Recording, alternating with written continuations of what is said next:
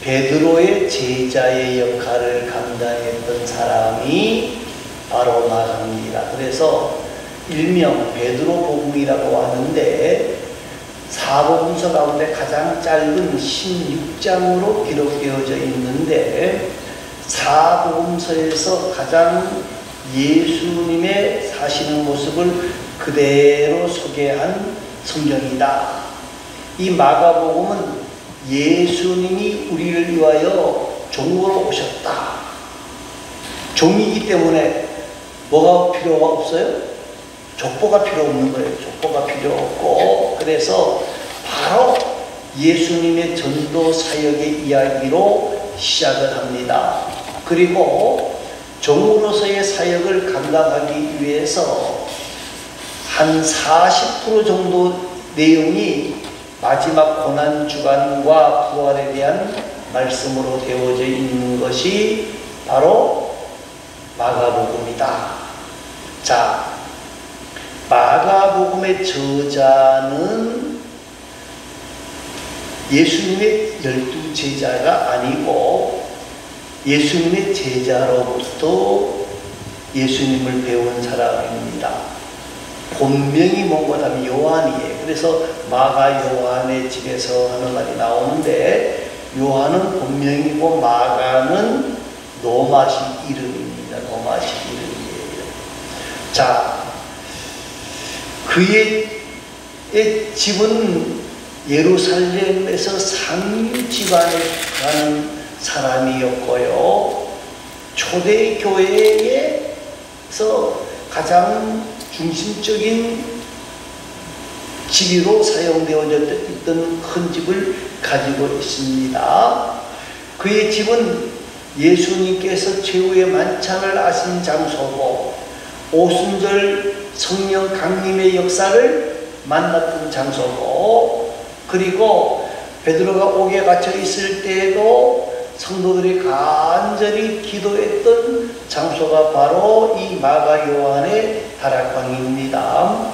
이 방에는 이 집이 얼마나 되느냐, 한 60평에서 70평 이렇게 될 것으로 알고 있는데 많은 사람들이 모일 수 있는 집인데 2층으로 되어져 있습니다. 그래서 1층은 아마 가정집으로 사용되어졌고 2층은 넓은 홀을 가지고 있어서 거기서 초대교회 성도들이 모일 수 있지 않았는가 그렇게 봅니다. 이 마가는 누구의 가르침을 받았는가 하면 자기 어머니 누구죠? 마가의 어머니가 누구죠? 아주 흔한 이름이에요. 마리아예요. 가장 흔한 이름 마리아예요. 그런데 이 마리아가 어떻게 됩니까? 마리아가 자기 집을 예수님의 사역을 위해서 내어놓았다고 하는 것을 볼 때에 이 예수님의 사역을 위해서 굉장히 협력했던 사람입니다. 여러분, 이 마가 요한의 다락방, 이 집을 내어놓은 거예요. 그러니까 이 마가라고 하는 사람은 어려서부터 자기 집에서 예수의 제자들이 모이는 모습을 다 본 사람이고, 그리고 예수의 사역에 대해서 들었던 사람이고, 또 예수에 대해서 알고 있는 그러한 것이에요. 그래서 제가 볼 때 초대 교회의 시작이 이 집에서 되어졌으니까 이 마가는 교회에 대해서 너무너무 잘 알고 있다는 거예요.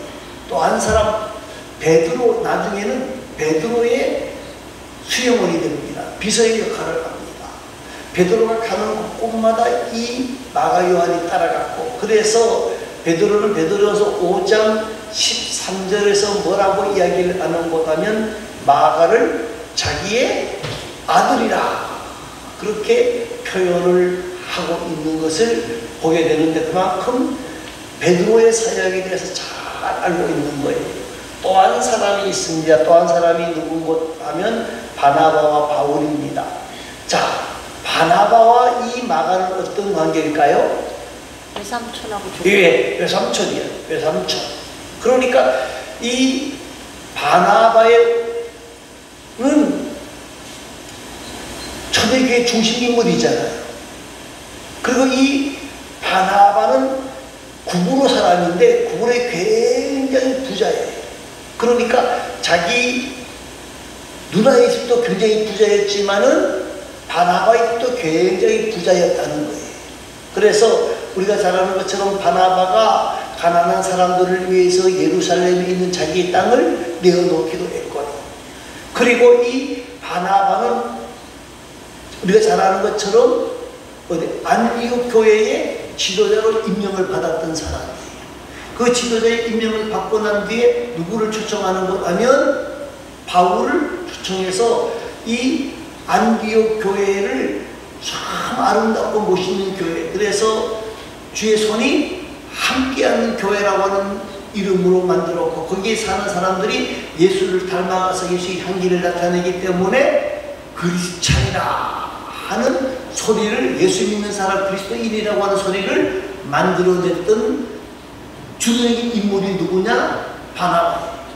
그런데 이 마가도 바나바의 사역하는 곳에 같이 동참을 했던 것으로 보여지고 있습니다. 그래서 이 안디옥 교회가 처음으로 선교사를 파송할 때에 제일 먼저 파송받은 사람이 바나바와 바울이고, 그리고 1차 전도 여행 때에 이 마가가 동행합니까? 안 합니까? 해요. 동행을 해요. 하다가 중간에서 그만둬요. 왜 그만뒀을까요? 힘들어서. 예, 맞을 거예요.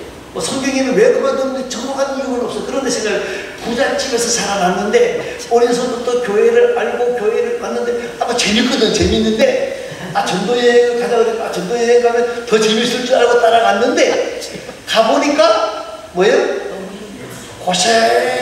고생하는 거예요. 그러니까 중간에 어떻게 해요?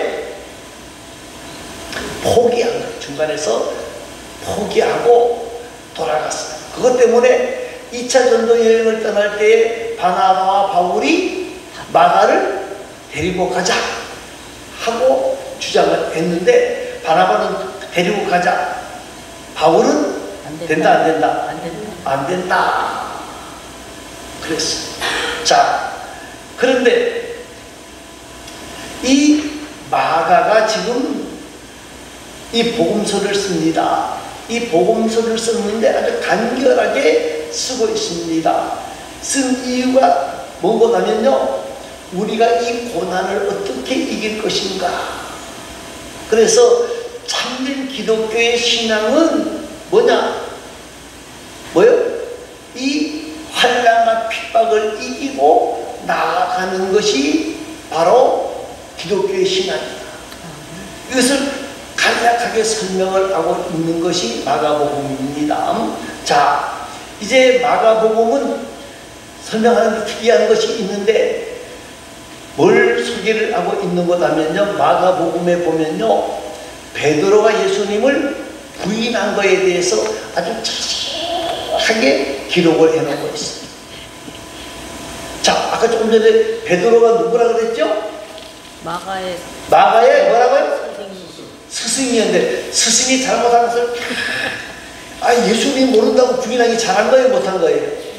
예? 예? 잘한 거예요? 예? 근데 그걸 쫙 기록해 놓았다고요. 그럼 스승을 욕되게 하기 위해서일까요? 아니, 뭐냐? 비록 한 번 실수했지만 실수한 사람도 뭐하면? 회개하면 훌륭한 사역자가 될 수 있다는 걸 보여주기 위해서. 여러분, 조금 전에 설명을 했습니다만 마가가 실수한 적이 있습니까? 없습니까? 있죠. 예? 있죠. 실수했잖아요. 근데 마가가 실수를 했어요. 1차 전도 여행의 중간에서 포기를 했는데 마가가 회개합니까? 안 합니까? 했죠. 성경에는 마가가 회개했다는 기록이 없어요. 했겠죠. 예? 했겠죠, 당연히. 했겠죠. 예. 그렇게 생각하면 안 됩니다. 했습니다 그래야 돼요. 이 기독교의 신앙이라고 하는 것이요, 구원 예수 믿으면 천국 간대요? 네? 가겠지요. 그러면 돼요, 안 돼요? 천국 갑니다 그래야 되는데 천국 간대요? 예수 믿으면 복이 있대요? 이거 뭐예요? 체험을 안 해봤기 때문에 하는 소리예요. 예수 믿으면 천국 갑니다 그래야 갈 거요? 예? 이러면 안 된다는 거예요. 안 된다는 거예요. 지금 마가가 실수를 했어요. 전도여행에 포기를 하고 갔지만은 회개합니다. 회개하고 그걸 어떻게 하느냐? 베드로가 마가를 데리고 다니는 이유가 뭘까요? 마가가 나 전도여행 다녔는데요. 나 힘들어서 안 가요. 그러면 데려갈 수 있어요? 없어요? 없어요. 그런데 전도여행에 자기가 실수한 걸 회개하고 정말 열심을 다해서 일합니다. 그래서 나중에 처음에는 바울이 마가를 요새 우리말로 말하면 사람 취급을 했어요? 안 했어요?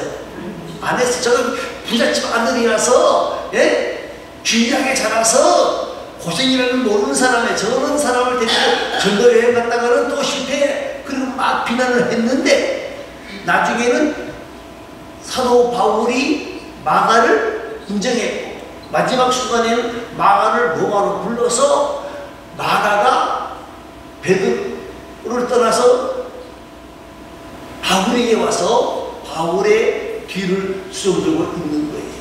자, 여기서 말하고자 하는 게 뭡니까? 마가는요 또 실수를 한 적도 있어요. 네? 실수한 적도 있는데 그건 나중에 설명을 하겠습니다.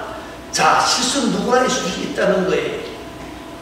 그런데 실수한 것으로 끝나는 것이 아니고 실수를 회개하고 이것을 극복하고 예수의 제자가 되어질 수 있다는 것을 보여주고요.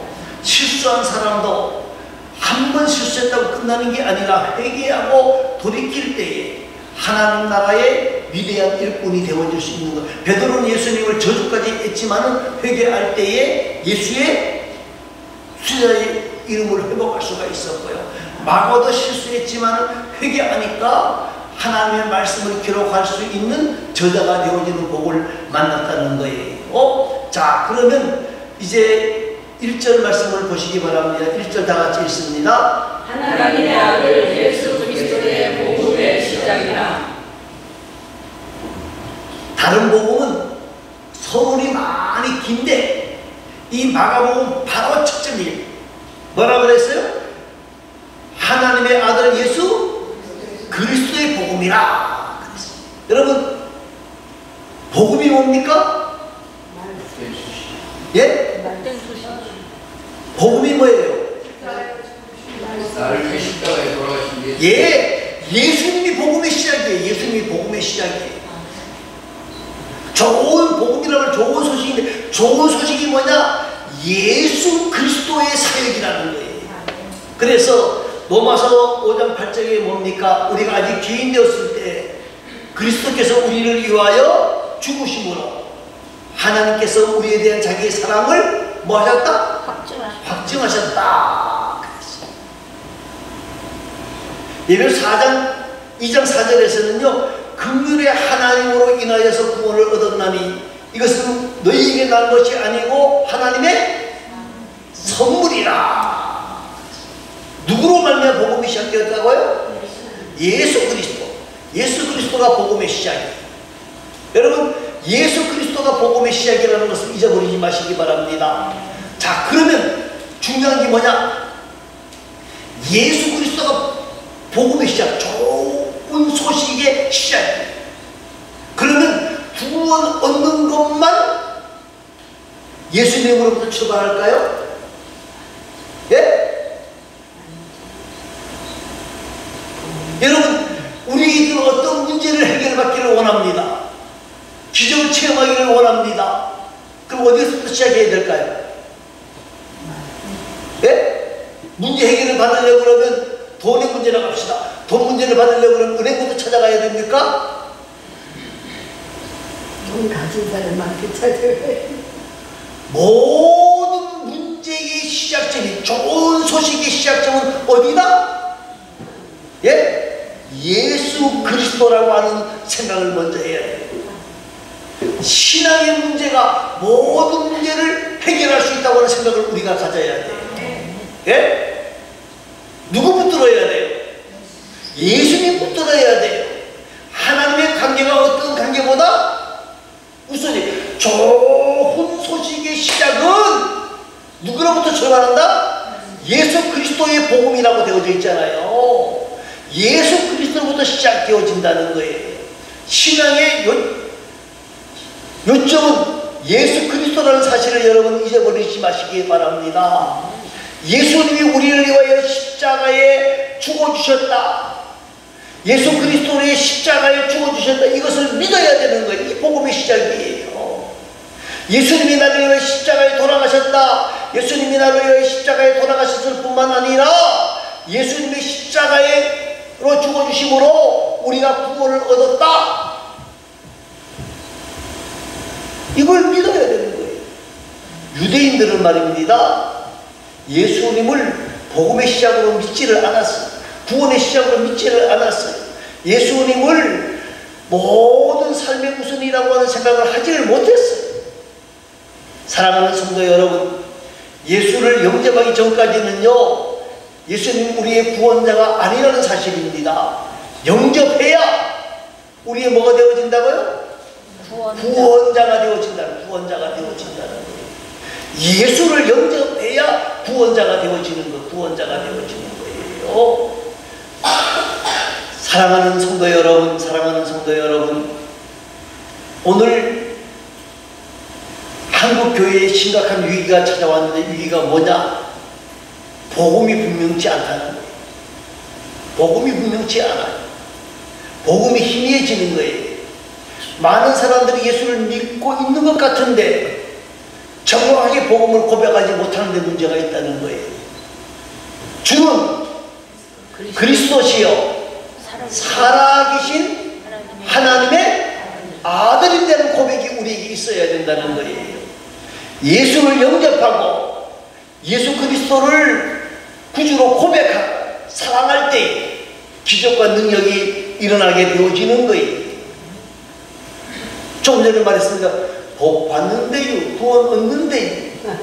이래서는 안 되는 거예요. 교회에 가니까 그러는데 예수를 믿으면 구원이 있다고 그러는데요.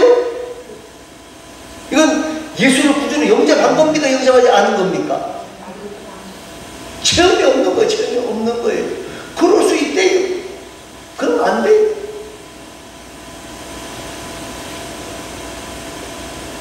여러분, 오늘 예수 그리스도를 체험하는 사람이 되어 있는 사람이 되어져야 해요. 예수 그리스도의 시작이, 예수 그리스도가 복음의 시작이에요. 하나님 아들 예수 그리스도의 복음의 시작이라고 했어요. 여러분, 우리가 예수 그리스도를 믿고 영접하고 사랑할 때 기적이 일어나고 능력이 일어나는데, 예수 그리스도를 만난 사람들은요 함부로 말하거나 함부로 행동하지 않게 되어지는 거예요. 정말 예수 그리스도가 시작이, 예수 그리스도를 영접하게 되어지면 역사가 일어나기 시작합니다. 여러분, 예수를 만난 사람들이 변화가 일어납니다. 여러분, 사도 바울이 변했잖아요. 예? 사람이 처음부터 완벽하게 변하지는 않습니다. 사도 바울이 변했어요. 그런데 처음에 변했지만 성질이 우리 한국말로 말하면 뭐 같아요? 개떡 같았어요. 예? 왜요? 자기가 지금까지 신앙생활을 하면서 자기는 정말 철저하게 살았기 때문에 마가가 중간에 포기한 게 이해가 돼요? 안 돼요? 안 되죠. 예? 안 되죠. 안 되는 거예요. 자기 삶의 비결을, 저건 나도 부잣집 아들이야. 나도 부잣집 아들인데 내가 이 고생하는데 저 녀석은 저거 못해. 인정을 못한 거예요. 그러나 세월이 지나면서 점점 변화의 역사, 성화의 역사가 일어나는 거예요. 그러니까 그 바울이 그 성격이 얼마나 급합니까? 여러분, 바울의 사역에서 가장 위대한 사람이 누구냐? 바울의 사역에서 가장 위대한 사람은 바나바입니다. 바나바가 없었으면 바울이 있었을까요? 없었을까요? 없었다고 봐야 돼요. 그런데 그것 때문에 성질 피우고 성질이 개떡 같으니까 난 너하고 못해. 이거 어떻게 보면 나쁘게 말하면 은혜를 원수로 갚는 그런 상황일 수도 있었던 상황이에요. 그런데 자꾸 예수를 닮아가고 예수를 닮아가니까 그는 하나님 앞에서 하나님의 사람으로 인정을 받고는 제일 나중에는 뭐라 그래요? 내가 죄인의 괴수입니다 까지 되는 거예요. 사랑하는 성도 여러분, 오늘 본문을 다시 한번 보시기 바랍니다. 예수님이 복음의 시작입니다. 복음이 시작되어지자 병든 자가 일어나게 되어지고 율법 아래 움누린 사람들에게 해방이 일어나게 되어지고 진정한 용서가 있게 되어지고 구원이 시작되어집니다. 여러분, 시작을 두려워하시면 안 됩니다. 우리 모두가 시작을 어디서부터 출발해야 되느냐? 예수 그리스도가 복음의 시작이라고 하는, 복음이라는 말은 좋은 소식이라는 말입니다. 좋은 소식의 시작은 예수로부터 시작한다는 사실을 여러분 기억하시고, 어떤 문제이든지 간에 영적인 문제에서 모든 문제를 풀어가시기를 바랍니다. 그러면 거의 정답이 틀림이 없을 겁니다. 건강의 문제도 마찬가지입니다. 우리가 잘못 살다가 보니 병들 수도 있습니다. 그런데 병의 원인 중에 하나는 영적인 문제가 있을 수도 있다는 거예요. 또 사업의 문제도 마찬가지예요. 사업을 내가 잘못해서 사업이 잘못될 수도 있습니다만은요, 영적인 문제가 먼저일 수가 있다는 거예요. 자녀의 문제도 마찬가지고, 모든 문제의 해결은 예수님에게 있다는 생각을 가지고 우리가 문제를 해결해 가려고 애쓰는 귀하고 아름다운 하나님의 사람들이 되어질 수 있기를 바라고, 이 마가복음을 통해서 우리를 위하여 이 땅에 오신 예수 그리스도를 더욱 생각하고 발견하고 그 은혜와 은총을 노래하는 우리 모두가 될 수 있기를 간절히 소망합니다. 기도하겠습니다. 우리 다 같이 한번 말씀을 생각하면서 기도하고, 그리고